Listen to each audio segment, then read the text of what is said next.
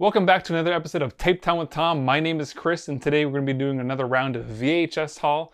So normally, I would be doing the last box out of the 4 that I got from my local thrift store when they stopped selling VHS tapes.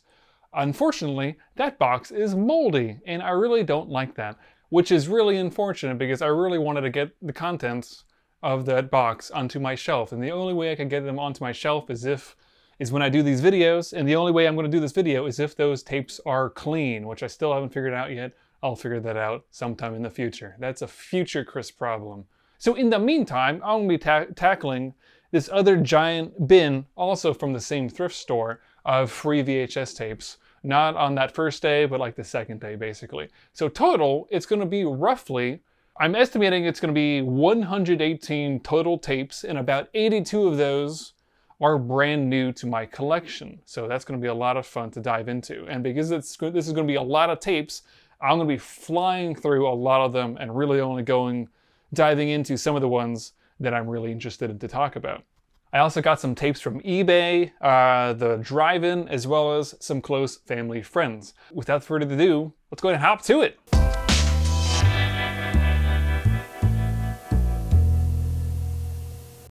To make things easier for myself, I went ahead and organized everything, so I have all the stuff that's brand new editions in one pile, then I have kind of everything else later on as new stuff, more or less. I'm just going to go into the piles of the tapes that I already have in my collection, and I might keep some of them if I really want to, if there's like a special edition. I'm most likely not. I'm just going to put these into the bins of stuff that I'm going to plan on either selling or donating sometime in the future. Anyway, we're going to go alphabetical. So first up is going to be Harrison Ford in Air Force One. Next up is going to be Apollo 13 from Ron Howard with Tom Hanks. Next up is going to be Mel Gibson's Oscar winner, Braveheart. Next up is going to be Tom Hanks in Castaway.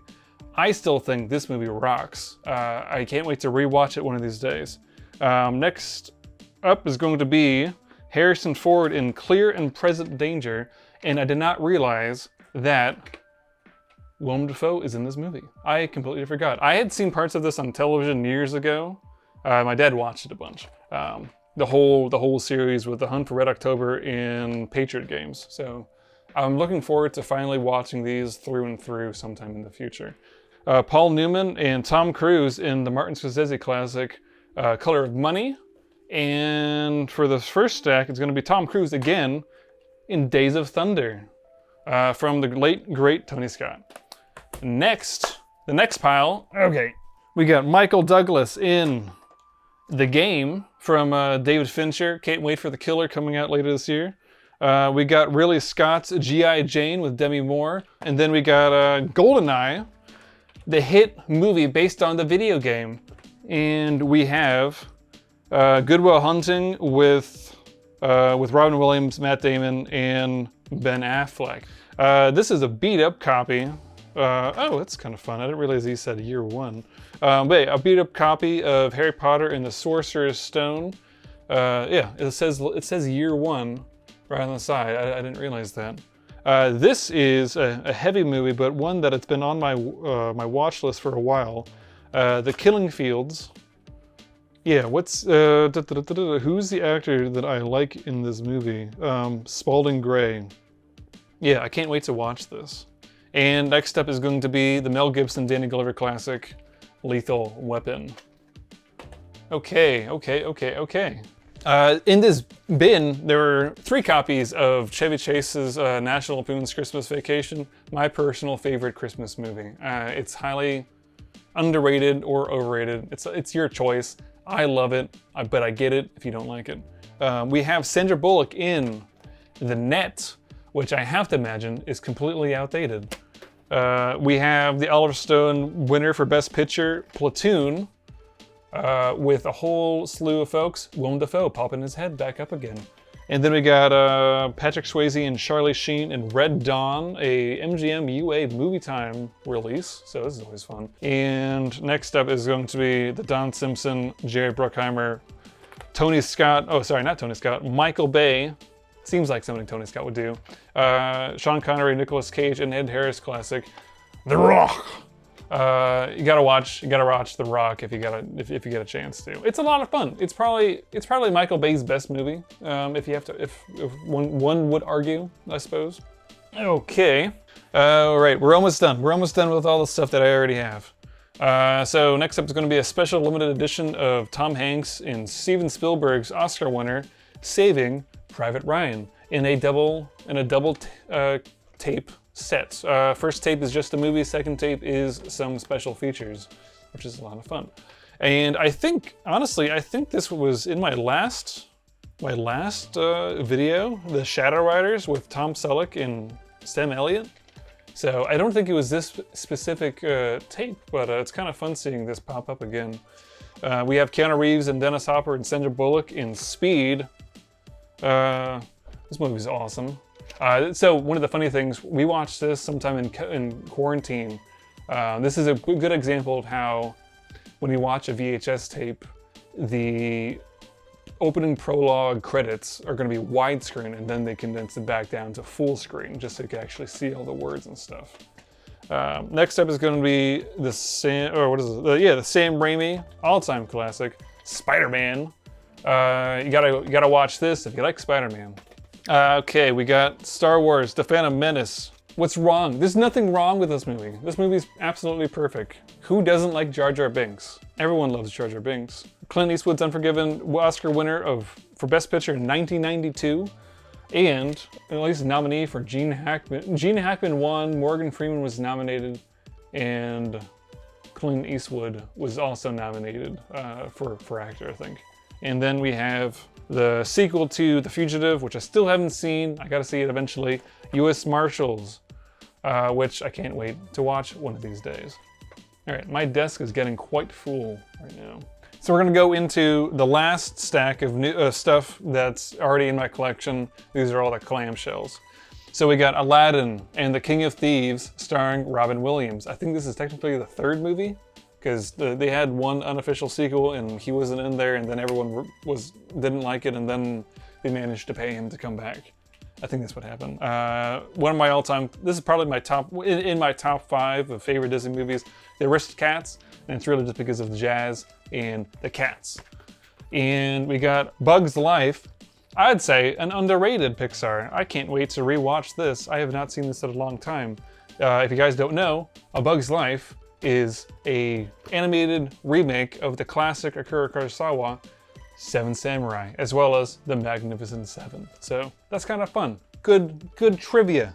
And then we got Disney's Hercules. Always fun. You gotta watch it. It's not entirely historically accurate if you want to use those quotes, but it's fun, definitely.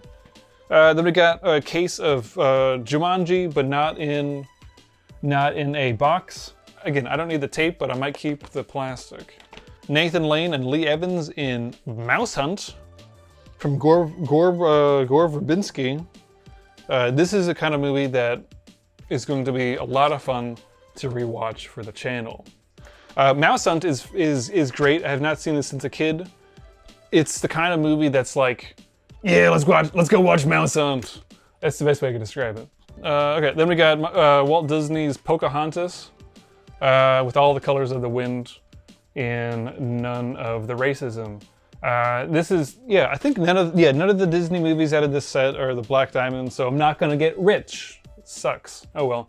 And then lastly, for the clamshells I already have, is going to be Robert Rodriguez's Spy Kids, which is, like I said last time, it's a trip. So you guys gotta watch it if you haven't already seen it. So that is that for everything that's already in my collection. Before I go into the stuff for the rest of this bin from this thrift store, I'm gonna go into the stuff that I got from eBay, the drive-in, and then close family friends. Apologies for flying through stuff. We want to get into the good stuff later on. All right, so let's go into eBay. So I was on a kick for some Steven Soderbergh movies that I didn't have in my collection already, so I really wanted to pick up Ocean's 12. Ocean's 12 is probably, it's not as good as Ocean's 11, but I'd say it's just as fun. And that's half the battle, I'd say. This movie has one of the whole Ocean's 11 through 13, not counting 8, has some of the best casts, I'd say, that manages to flow seamlessly. So I love this movie. It's fantastic. So this is a tape called Fallen Angels. So this is for a Showtime show, anthology series, from the 90s. I think this is 95, 93 or something. Yeah, this is 93. And this tape has 3 noirish, neo-noirish short films that take place in LA, and it's all 3 episodes are directed by a different director. So one of them is going to be directed by Tom Hanks, and I think that's Dead End for Delilah. And then we have another episode called I'll Be Waiting, and that's directed by Phil Januano. I don't know how to say his last name. And then the last one, this is the reason why I wanted to get it, is Steven Soderbergh directed an episode called The Quiet Room with Joe Mantegna and Bonnie Bedelia. So all 3 of these have really low logs on Letterboxd, so I can't wait to watch these. And there's another tape of this that has a couple other directors, but there's one more episode that Steven Soderbergh directed with Brendan Fraser called The Professional Man. I can't seem to find that online anywhere, and I really want to. So if anyone out there in VHS land happens to have a copy, please let me know and we'll talk, because I want to have it. And lastly, this just came in today, is going to be Steven Soderbergh's readaptation of the Stanislaw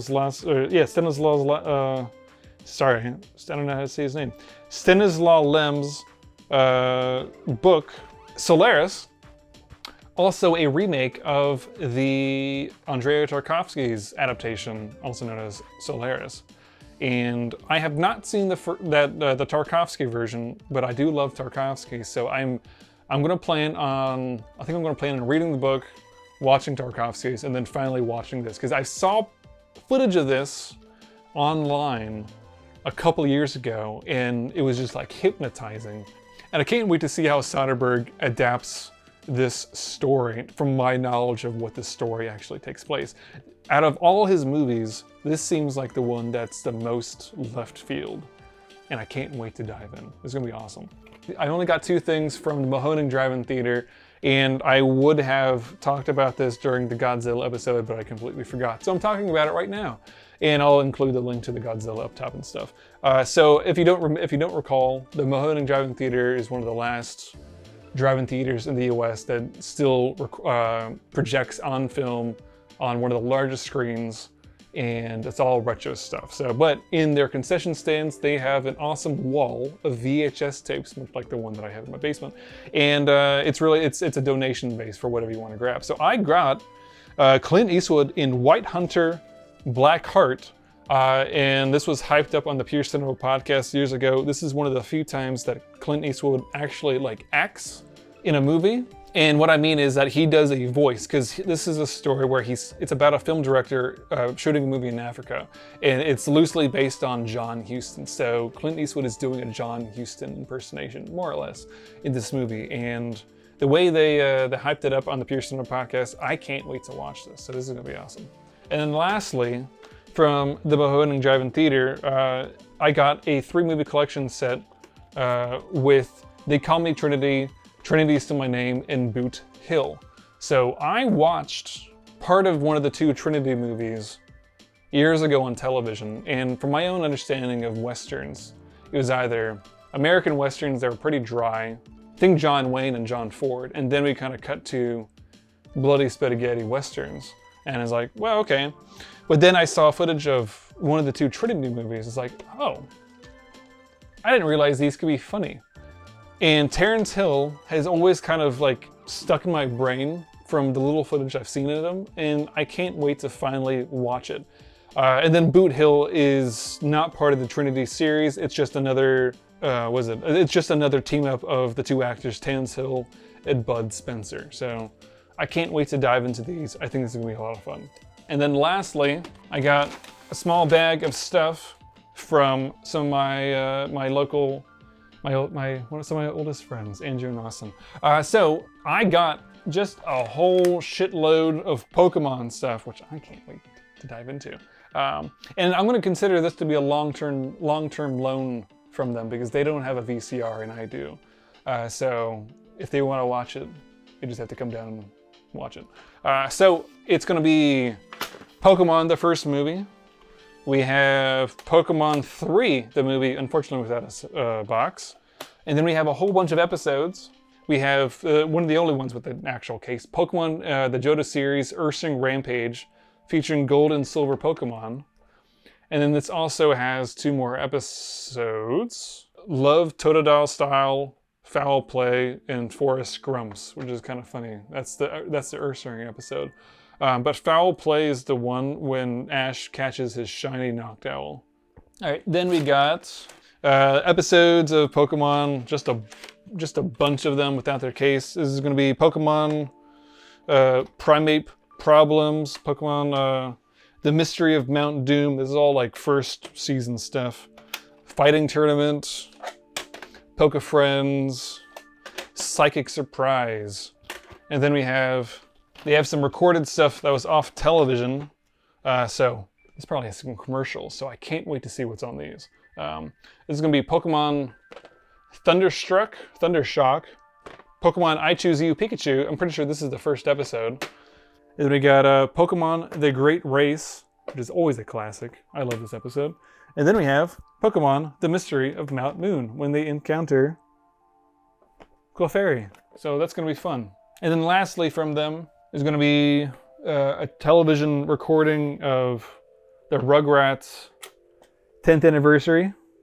And then my mistake, they asked me if I had a copy of Charlotte's Web, and I said I didn't, but I actually did, and I apologize. So if you want your copy of Charlotte's Web back, you can come get it. Well, that's everything for all the stuff I already had in my collection, and then everything that I got new from eBay, the Mahoning Drive-In, and then family friends. Let's go take a quick intermission, and then we'll go into all the new additions for my collection from the thrift store. Hey, this is Editor Chris right here. I decided to cut this episode in 2 because it was getting way too long. Turn in next time for part 2 of VHS Haul number 8. Thank you.